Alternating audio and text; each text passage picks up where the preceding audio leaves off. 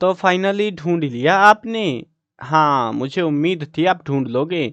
आज की इस वीडियो में मैं आपको बताऊँगा क्लास 10 हिस्ट्री हरियाणा बोर्ड की किताब आपकी भारत एंड द वर्ल्ड, इसका चैप्टर 3 के इम्पोर्टेंट क्वेश्चन आंसर आज की इस वीडियो में मैं आपको एक्सप्लेन करने वाला हूँ। पाठ का नाम है major philosophies of the world. चलो शुरू करते हैं। मैं हूँ अजय और आप देख रहे हैं CCL क्लास। लेकिन हाँ, वीडियो स्टार्ट करने से पहले बता देता हूँ, आपको ये सारा जो कंटेंट है जिसके अंदर है एक चैप्टर के notes, textual question, important question, MCQ, ये सब चीज़ें आपको लिखी हुई भी मिल जाएंगी, वीडियोस भी मिल जाएंगी। तो वेबसाइट और प्लेलिस्ट का लिंक डिस्क्रिप्शन में है, जरूर से चेकआउट करना। अब वेबसाइट का मैं लास्ट में बताऊंगा कि वेबसाइट में आपको क्या क्या चीज़ें मिलेंगी, और ये वेबसाइट आपके लिए अल्टीमेट चीज़ होने वाली है, मतलब आपके लिए ही बनाई गई है। और आपको जो मजा आएगा ना भाई वेबसाइट यूज करके, लिटरली वो नेक्स्ट लेवल होने वाला है। वो लास्ट में बताऊंगा आपको क्या बेनिफिट है और किस तरीके से आप इस वेबसाइट का बेनिफिट उठा सकते हो, ठीक है ना। चलो अब शुरू करते हैं पहले क्वेश्चन आंसर को, फिर बताऊंगा वो चीज़ तो आपको लास्ट में। वो देखते हैं लास्ट तक कौन कौन देख भी पाता है, सर्वाइव कर पाता है, नहीं कर पाता है। बट हाँ, ये वाली वीडियो में इंपॉर्टेंट क्वेश्चन भर भर के भाई, इस चैप्टर, ये मैंने जब चैप्टर करा रहा था तब भी बता रहा था, इस चैप्टर से गारंटीड क्वेश्चन आने के चांसेस है, मतलब बहुत अल्टीमेट चांस है इस चैप्टर से क्वेश्चन पूछेंगे पूछेंगे। अब आपको पता लग जाएगा क्योंकि कुछ क्वेश्चन मेरे पास ऐसे भी हैं जो एग्जाम्स में ऑलरेडी आ चुके हैं, तो वो क्वेश्चंस भी यहाँ पे ऐड ऑन करे हुए हैं इस वीडियो के अंदर। सो आपको बहुत अच्छा कंटेंट मिलने वाला है इस वाले चैप्टर से। चलो अब सब पढ़ना शुरू करते हैं। Question number 1, right the names of 4 पुरुषार्थ इन वैदिक philosophy which improve human life. हमें जो है 4 पुरुषार्थों के बारे में बताना है जो ह्यूमन लाइफ को इम्प्रूव करते हैं। तो 4 पुरुषार्थों के नाम कुछ इस प्रकार हैं, और जैसे मैंने उत्तर लिख रखा है ना, सेम टू सेम ऐसे ही लिखना रहता है आपको भी, है ना। पहले तो आप लोग सभी बना दोगे ना आप, ये तो कि फॉलोइंग आर द 4 पुरुषार्थ ऑफ वैदिक फिलोसफी, या कुछ भी पूछते हैं ये तो बना सकते हैं आप। लेकिन जो मेन होते हैं 4 पुरुषार्थ, उनके नाम पता होने चाहिए। तो नाम है धर्म, अर्थ, काम, मोक्ष, ठीक है। ये संस्कृत से हिंदी और हिंदी से इंग्लिश में है, तो इसीलिए ऐसी अजीब सी फीलिंग देंगे, तो टेंशन मत लो, ऐसे ही याद कर लो, ठीक है। चलो अगले क्वेश्चन पे आते हैं। अगला क्वेश्चन है question number 2, name 4 important sources of वैदिक फिलोसफी। 4 सोर्सेज बताने हमको वैदिक फिलोसफी के, कि किस मतलब वैदिक फिलोसफी के अंदर जो जिनसे हमें वैदिक फिलोसफी के बारे में नॉलेज मिलती है, वो 4 सोर्स कौन कौन से हैं। तो पहला है वेद, जिनको वेद, 4 वेद है ना, तो वो वेद है, ठीक है। ब्राह्मणिकल टेक्स्ट, आरण्यक, उपनिषद, ठीक है। ये 4 चीजें हैं जो कि हमारे वेद, ये इंपॉर्टेंट वैदिक फिलोसफी के सोर्सेज हैं। अब नेक्स्ट क्वेश्चन आता है, write the names of 5 mahavratas of Jain philosophy. अब ये जब मैं टेक्सचुअल क्वेश्चन करा रहा था या जब मैं चैप्टर करा रहा था, तो मैं बता रहा था भाई कि काम के हैं याद कर लेना। अब जिन्होंने नहीं करा होगा तो क्या ही कहूँ मैं उस चीज को लेके, तो है ना। लेकिन हाँ, अब याद कर लेना, इंपॉर्टेंट क्वेश्चन की वीडियो जितनी भी देखोगे ना, आपको आइडिया लगता रहेगा कि हाँ ये काम का है, ये काम का नहीं है। इंपॉर्टेंट क्वेश्चन में वही क्वेश्चंस है जो आपको याद करने ही करने हैं, ठीक है ना। तो उसी हिसाब से मैंने बना रखे हैं। बट एंडिंग में मैं कोशिश करूंगा अलग से वीडियो बनाऊं जिसमें कंक्लूजनली पूरी बुक के कुछ लिमिटेड क्वेश्चंस दूं। कुछ लिमिटेड का मतलब है 20-30 क्वेश्चन दूं, और उनमें से क्वेश्चन आने के चांसेस ज्यादा हो, तो वो क्वेश्चन मैं एंडिंग में कोशिश करूंगा बना पाऊं। बट अगर नहीं बना पाता हूं तो आपको ये इंपॉर्टेंट क्वेश्चन की चैप्टर वाइज वीडियो दे रखी है हर एक चैप्टर की, तो वो जरूर देख लेना, ठीक है। अब यहाँ पे मैंने बकायदा लिख रखा है HBSC 2022, यानी कि ये क्वेश्चन एग्जाम में आ चुका है। भले यूटी में आया हो, हाफ ईयरली में आया हो, कहीं आया हो, बट आया हुआ ये क्वेश्चन एग्जाम में। चलो इसका आंसर देखते हैं क्या है। हमें 5 महावर्त बताने हैं। The following are the 5 mahavrat of Jain philosophy. Jain philosophy के 5 महावर्त है। पहला है अहिंसा, अमृषा, अस्तेय, अपरिग्रह और ब्रह्मचर्य है। इनको हम जो है इस तरीके से ब्रैकेट में लिखवाना, इनका मीनिंग भी कह सकते हो एक तरीके से। अहिंसा का मतलब होता है नॉन वायलेंस, अमरीसा का मतलब होता है ट्रूथ, अस्तेय का मतलब नॉन स्टीलिंग, अपरिग्रह नॉन अटैचमेंट, और ब्रह्मचर्य का मतलब सेलिबेसी। तो ये 5 महावर्त है जो कि जैन फिलोसफी के अंदर हमको बताए गए हैं। अगर सिंपल तरीके से कहें, अगर ये मान लो कि एक्सपेक्टेड 2 या 3 नंबर का ही बताया था मैंने कि 2-3 नंबर में आ सकता है, ठीक है। तो या फिर 5 नंबर में भी आएगा, तो भरोसा कुछ नहीं भाई, मैं कुछ नहीं कह सकता उस चीज को लेकर, क्योंकि कई बार एग्जामिनर बोलता है नहीं तुम्हें इजी क्वेश्चन देंगे 5 नंबर में, फिर क्या कर सकते हैं ना। तो पांचों पॉइंट एक तो याद होने चाहिए आपको। अब अगर 5 नंबर में आता है तो दोनों लिखने पड़ेंगे ब्रैकेट में लिख के, ज्यादा बढ़िया से नंबर आएंगे। 2 या 3 नंबर का आता है तो ये पहले वाले जो पोर्शन है ना, मिटा देता हूँ थोड़ा सा। तो पहले वाला जो पोर्शन है ब्रैकेट से पहले का, ये वाला तो जरूर याद करना आपको, ये मैंडेटरी है।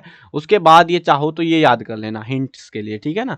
चलो आगे बढ़ते हैं अगले क्वेश्चन पे। Question number 4, name 4 important event in the life of Gautam Buddha. Gautam Buddha की लाइफ में बहुत कुछ बीत चुका था, उनकी लाइफ में 4 ऐसे इवेंट हुए जिन्होंने दुनिया बदल के रख दी थी उनकी और साथ में लोगों की भी।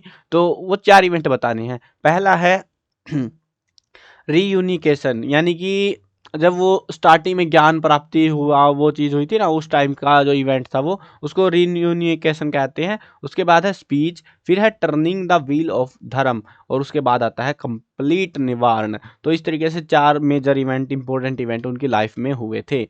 नेक्स्ट क्वेश्चन देखते हैं। क्वेश्चन है when and where was the great Chinese social reformer Confucius born. तो कन्फ्यूशियस का जन्म जो है सोशल रिफॉर्मर था, कब और कहाँ हुआ था वो पूछ रहे हैं। तो Confucius the great social reformer of China was born in Shandong region of China in about 550 BC. 550 BC में सांडोंग रीजन के आसपास जो है चाइना में, वहां पे इनका जन्म हुआ था।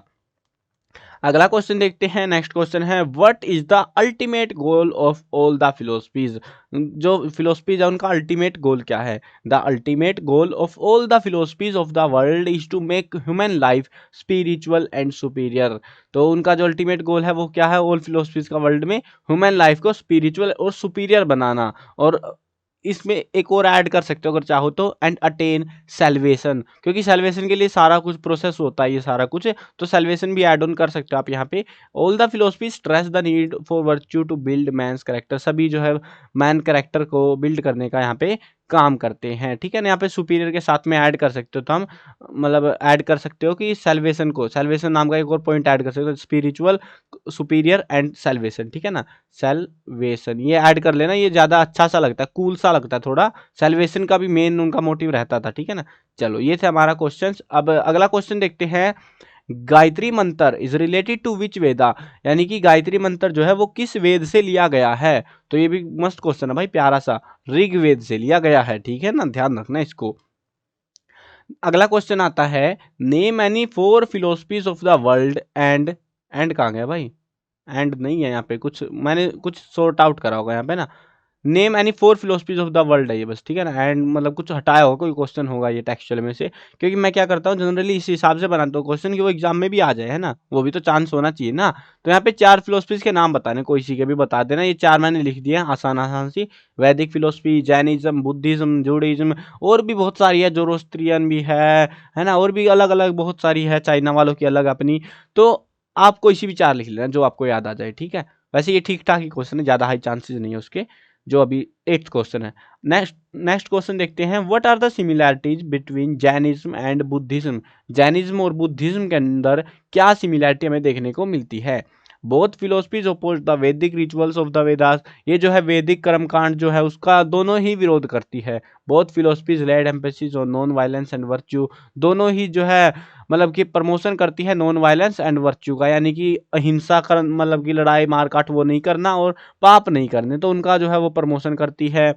कर्म, री incarnation and salvation were included in both religion. अब इन तीनों रिलीजन के अंदर जो है हमें कर्म, री इनकारनेशन का मतलब होता है पुनर्जन्म, तो और साल्वेशन यानी मुक्ति, इन तीनों धर्मों, इन दोनों के अंदर हमें सेम चीज़ें, सेम कंसेप्ट देखने को मिलते हैं इन चीज़ों को लेके। Both philosophies believe abandoning soft bed. और दोनों फिलोसफी कहती हैं कि अपना प्यारा सा मखमली बेड छोड़ के पत्थरों के बेड पे सो जाओ, ठीक है, मतलब जमीन पे सो, जमीन से जुट जाओ। अगला क्वेश्चन देखते हैं। Question number 10, describing the 4 noble truths of Gautam Buddha.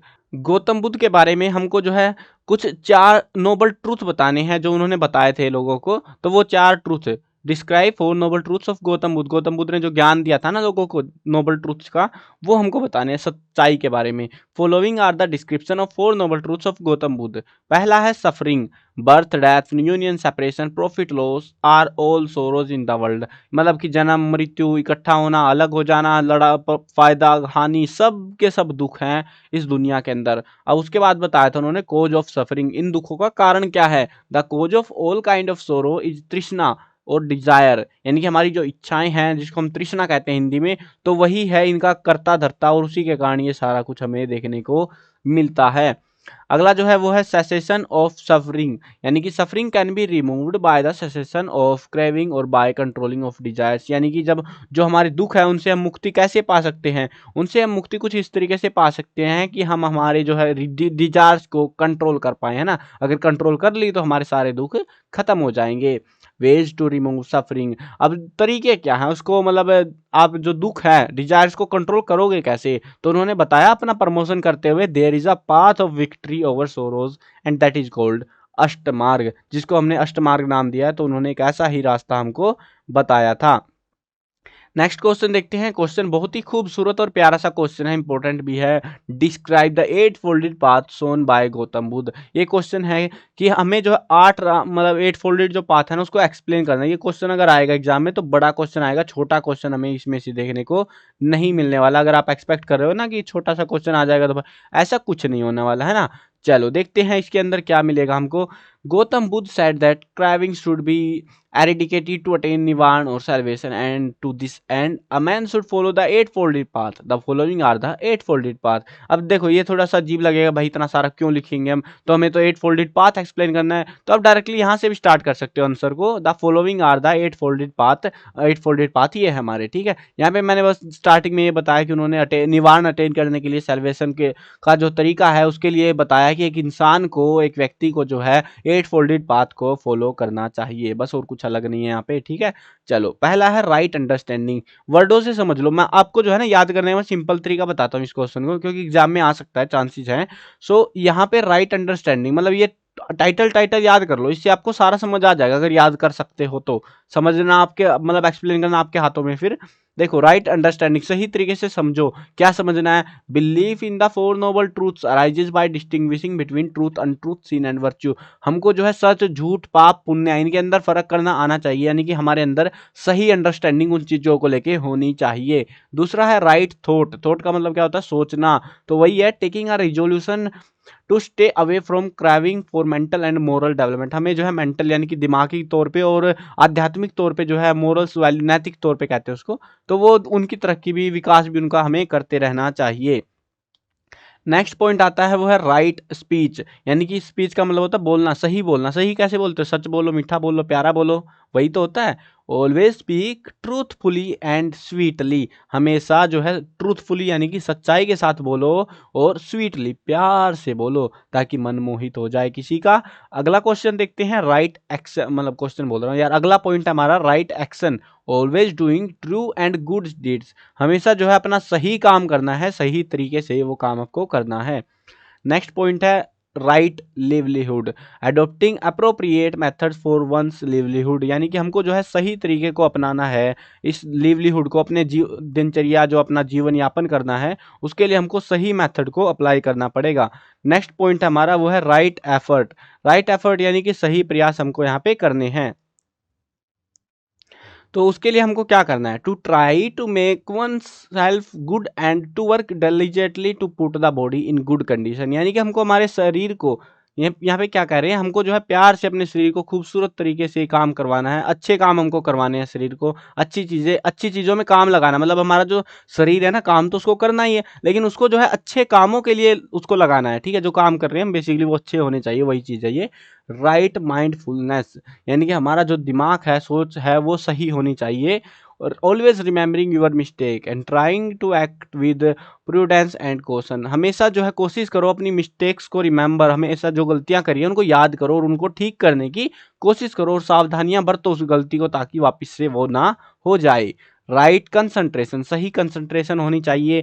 Meditation to concentrate the mind, आपको जो है मेडिटेशन यानी कि ध्यान लगाने वाली प्रक्रियाएं भी आपको करनी चाहिए, ध्यान लगाना चाहिए, ताकि आपके माइंड की कंसंट्रेशन पावर बढ़ जाए। अब ये कंसंट्रेशन वही होती है, जैसे हम कुछ सीख रहे होते हैं, जैसे वीडियो देख रहे हो और आपका दिमाग कहीं और चल रहा है, आप साथ में फ़ोन चला रहे हो और साथ में, फ़ोन ही चला रहे हो, फ़ोन में ही देख रहे होगे ना वीडियो, तो फ़ोन में वीडियो देख रहे हो और साथ में टीवी चल रहा है मान लो, तो उसमें कंसंट्रेशन डिवाइड होती है। तो आपकी प्रॉपर कंसंट्रेशन होनी चाहिए जिस काम को कर रहे हो, एक काम को करो कंसंट्रेटेड होके करो, ठीक है ना। तो उसी चीज को यहाँ पे बताया गया है।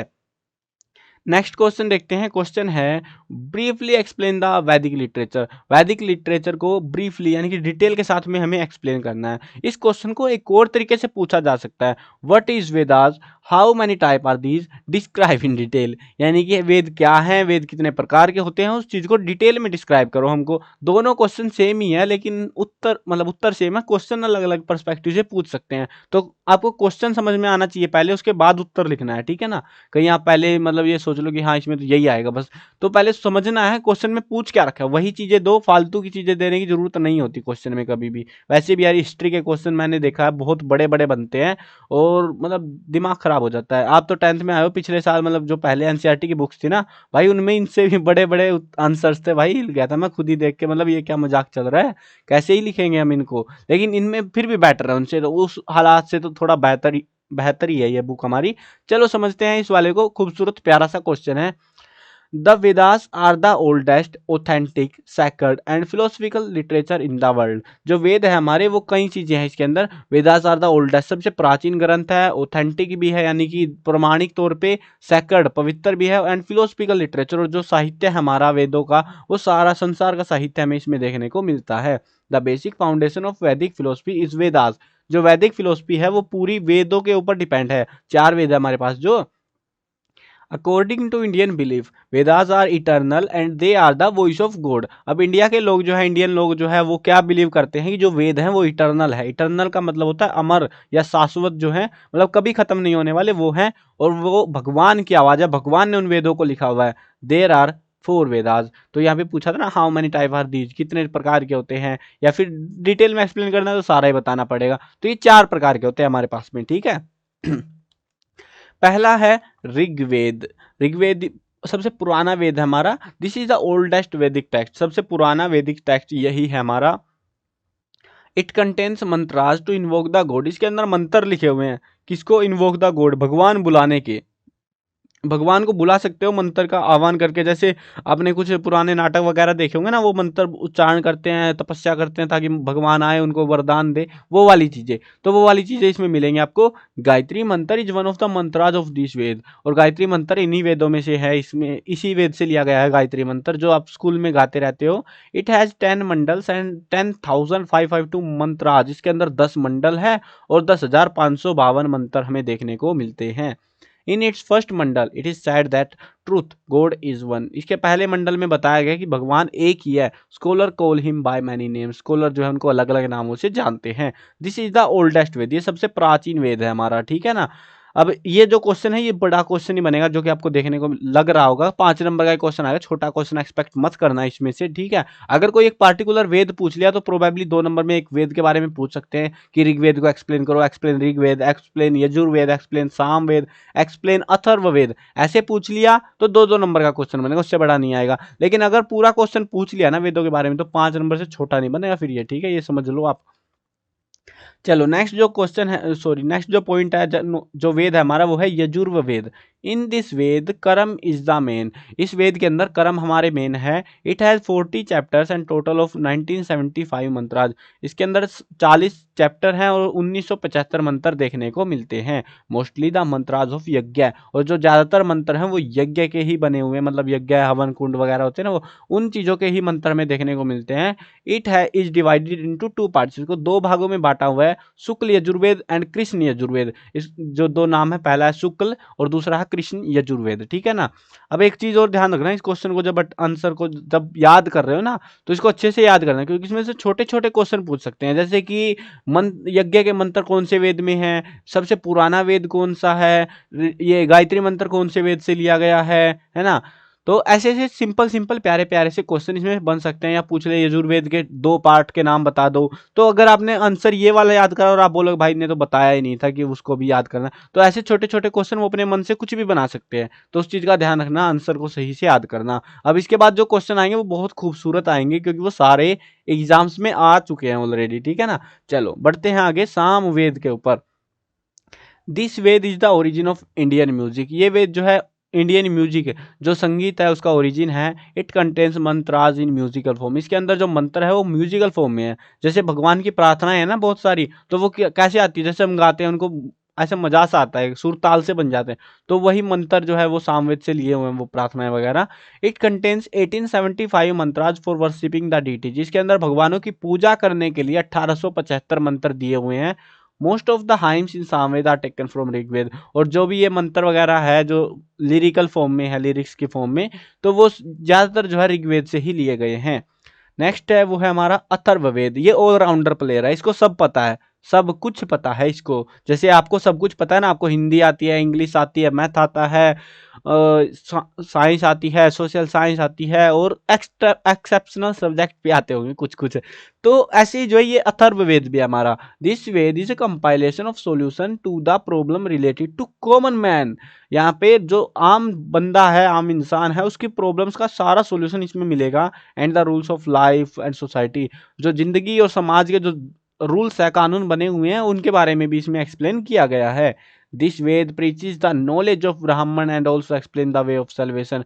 इसके अंदर जो है यहाँ पे हमें ब्राह्मण और जो है ब्रह्म ज्ञान कहते हैं इसको, ब्राह्मण यहाँ पे जो लिखा हुआ ना, तो ब्रह्म ज्ञान है जो हमारा, यहाँ पे इन्होंने लिखते टाइम भाई बुक वालों ने लोचा कर रखा है, क्या करे।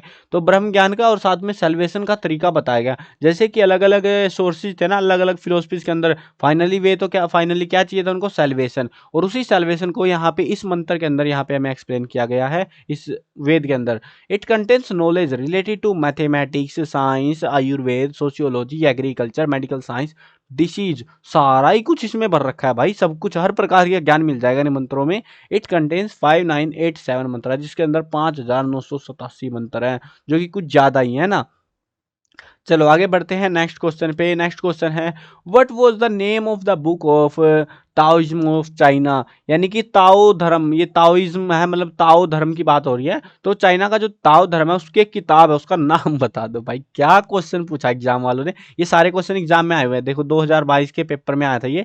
सो मतलब छोटे पेपर, यूटी, हाफ ईयरली जो बता रहा था मैं, कहीं भी आ सकता है, बट क्वेश्चन आ चुके हैं, वो मैं यहाँ पे बाकायदा मार्क कर रहा हूँ, ठीक है। आप भी बता सकते हो, अगर आपके एग्जाम में कोई सी भी चैप्टर से कोई सा क्वेश्चन आता है पेपर में या यूटी में कहीं भी, तो आप हमें कमेंट करके बता सकते हो। आपको ये भी टेंशन लेने की बात नहीं कि भाई कौन से चैप्टर का क्या बकवास है, बट हाँ ये बता देना जरूर से, पहले पर्सन लिखना है जो भी क्वेश्चन आया है, और उसके बाद आपको बताना है कि ये कितने मार्क्स का आया है, ताकि मेरे को और भी बेटर आइडिया लग पाए, है ना।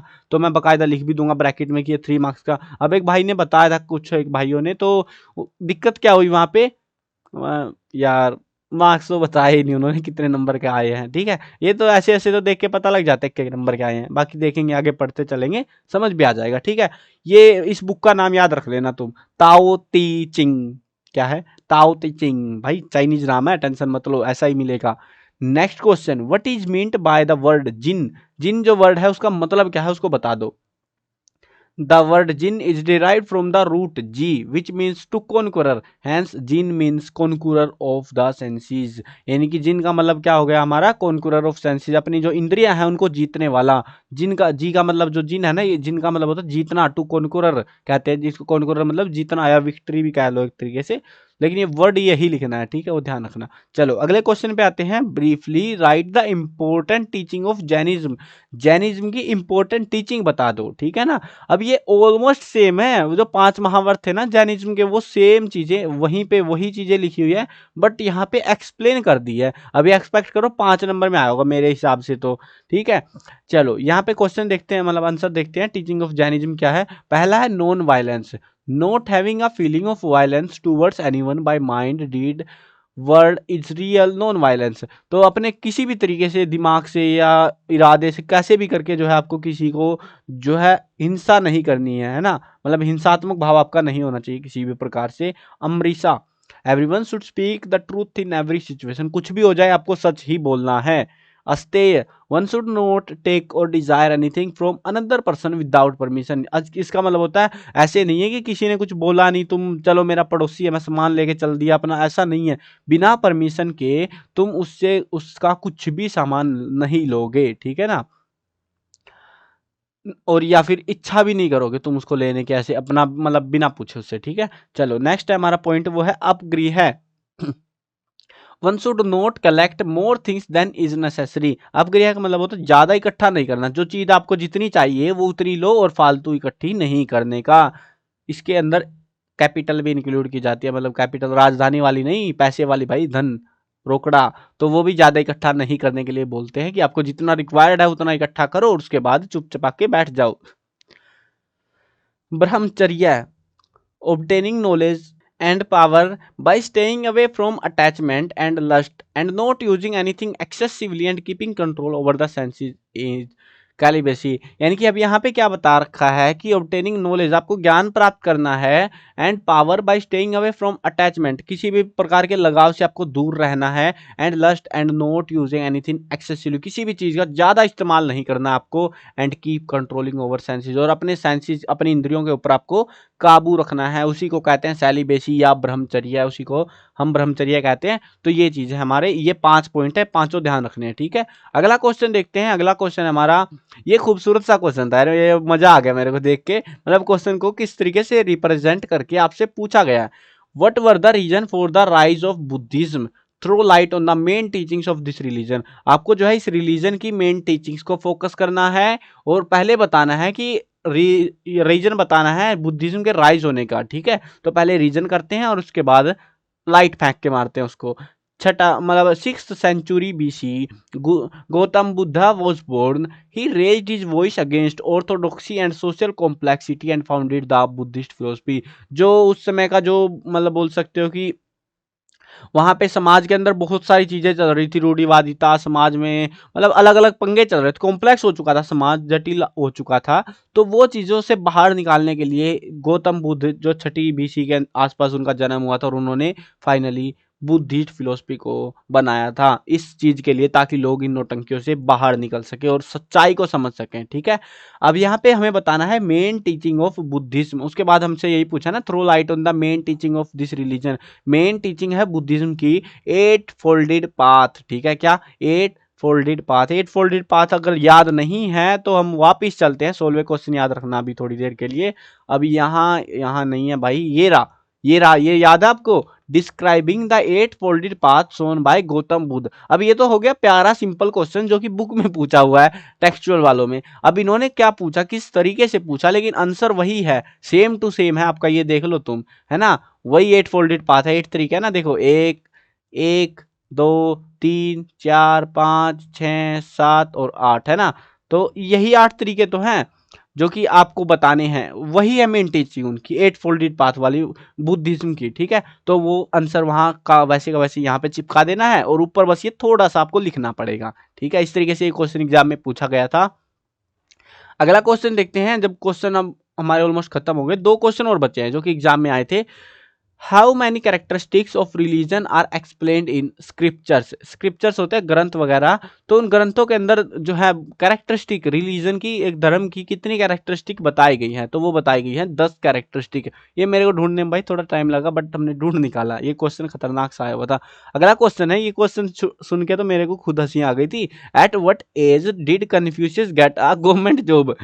भाई मतलब पूरी बुक में से इनको इसके अलावा कोई क्वेश्चन नहीं मिला ढूंढने को। तो ये पूछ रहे हैं हमसे कि कन्फ्यूशियस नाम का बंदा था जो, जिसने कन्फ्यूशनिज्म बनाया था, कुछ ऐसा रिलीजन फिलोसफी बनाई थी, तो उसको गवर्नमेंट जॉब, उसको सरकारी नौकरी कब लगी थी भाई, बता दो उसकी। तो वो 17 साल की उम्र में लगी थी, ठीक है। तो पता नहीं यार क्या सेंस था इस क्वेश्चन को बनाने का, मतलब मेरे को लगा भी नहीं था कि ऐसा फालतू क्वेश्चन एग्जाम में पूछेंगे, बट पूछ लिया, क्या करे, तो मैंने लिख दिया।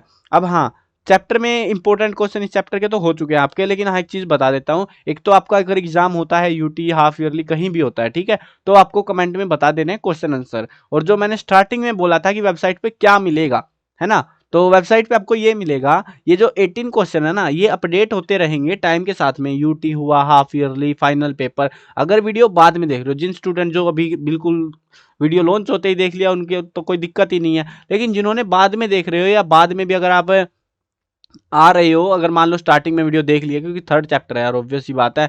अब इसके बाद में बाकी और भी चैप्टर्स हमको एक्सप्लेन आउट करने हैं। सो आपको जो है ना कंप्लीटली ये समझ आ जाएगा। वेबसाइट के ऊपर ये अपडेट होते रहेंगे टाइम के साथ में, जैसे जैसे यूटी होते जाएंगे, बीतते जाएंगे, यहाँ पे मार्क बढ़ते जाएंगे। ये जो HBSC के मार्क है ये बढ़ते जाएंगे। हो सकता है क्वेश्चन 18 से लेके हम 25 तक पहुंच जाए, कुछ क्वेश्चन इनमें से हटाने भी पड़ जाए जो एग्जाम में आए ही ना, है ना, तो ऐसा भी हो सकता है। तो ये क्वेश्चन अपडेट करता रहूंगा मैं टाइम के साथ में। अब उसके लिए आपको एक ही योगदान देना है, वो आपको कमेंट में में क्वेश्चंस बताने हैं। और दूसरी चीज़, वेबसाइट पे जरूर विजिट कर लेना, नहीं तो आप बोलोगे भाई आपने ये क्वेश्चन छुटवा दिया, ये एग्जाम में आया हुआ था, आपने बताया ही नहीं। तो उसके लिए आपको बस वेबसाइट पे चेकआउट करना है, लिंक मैंने डिस्क्रिप्शन में दे रखा है, नहीं तो गूगल पे सर्च करो, CCL चैप्टर लिख के गूगल पे सर्च मार लो, cclchapter.com के नाम से ऑफिशियल वेबसाइट है हमारी, वहां पे आपको मिल जाएगा इस कंप्लीट बुक का सॉल्यूशन, नैतिक शिक्षा की जो किताब है उसका सॉल्यूशन, उसके अलावा जो है उनके भी इंपॉर्टेंट क्वेश्चंस, और बाकी जो है हरियाणा बोर्ड के पिछले सालों के क्वेश्चन पेपर, बहुत सारी चीजें आपको वेबसाइट के ऊपर मिलने वाली है, जरूर से विजिट करना। और ऐसा नहीं है मैं हर एक वीडियो में नहीं बताने वाला भाई कि इस चैप्टर में से ये आएगा,